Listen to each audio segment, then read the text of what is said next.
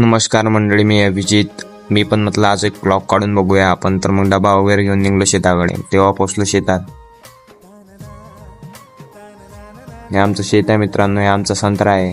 हे आमचे हे पाणी हे पण आमचं शेत आहे. तर हे लान्सर गोड यूज करतोय आज. हे जुगाड केलाय आम्ही पंप उचलण्यासाठी.